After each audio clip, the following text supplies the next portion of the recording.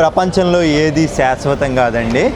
అలాగే ఈ మైక్ గుర్తుంది కదనే మీకు, నా దగ్గర ఆల్రెడీ ఒక మైక్ అయితే ఉంది. ఈ మైక్ అయితే నేను వాడట్లేదు, ఇప్పుడు ఖాళీగానే ఉంది. ఇది మరి ఎవరో ఒకరికి ఇస్తే ఉపయోగపడుతుంది కదా. నేను ఇప్పుడు వచ్చేసి బ్యాంకాక్లో అయితే ఉన్నానండి. ఈ మైక్ ఎవరికి ఇవ్వబోతున్నానంటే ఈ వీడియో కంటిన్యూషన్ చెప్తుంది మీకు. హాయ్ లక్ష్మీజీ, కేసే హో ఆప్? ఓకే, ఈవిడ తెలుసు కదా మీకు, లక్ష్మీజీ అని. నాకంటూ ఎవరు లేరు అనుకుంటే బ్యాంకాక్లో ఒక బంధువులాగా, ఒక సిస్టర్ లాగా, అంటే ఒక సిస్టర్ లాగా ఎంతో నాకు మంచిగా ఆప్యాయంగా మాట్లాడుతూ ఉన్నారు. సో ఈవిడికైతే మైక్ ఇచ్చి వెళ్తున్నాను. ఈ మైక్ తీసుకుపోయేళ్ళు ఎవరు ఏంటో మీరే చూస్తారు ఈ వీడియో తర్వాత కంటిన్యూషను. సో హోప్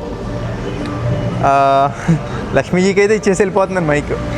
లక్ష్మీజీ, एक दिन एक आदमी ये माइक के लिए इधर आते हैं, ओके? आप वो आदमी को दे दो ये माइक. धन्यवाद धन्यवाद. సో ఇచ్చేసాం. ఆ పర్సను వెంటనే కాదులేండి, కొంచెం టైం పట్టింది. ఈ వీడియో ఎప్పుడో షూట్ చేశాను. ఆ పర్సన్ వచ్చి ఈ వీడియో కంటిన్యూషన్ అయితే యాడ్ చేస్తాడు. బ్రో, నేను నీకు చెప్పేది ఒకటే, నీ పేరు కూడా చెప్పట్లా, ఎందుకంటే జనాలు గుర్తుపెట్టుకో, లైఫ్లో ఏది శాశ్వతం కాదు. నీ పని నువ్వు నిస్వార్థంగా చేసుకుంటూ వెళ్ళిపో. పంచభూతాలు నీకు ఏదో విధంగా సహాయం చేస్తాయి. జస్ట్ ఆగిపోక ముందుకు సాగిపో. కొన్ని నెలల తరువాత, हाय लक्ष्मी जी, राम बोले हैं ने एक हाथ में आते हैं. Bye, how are you?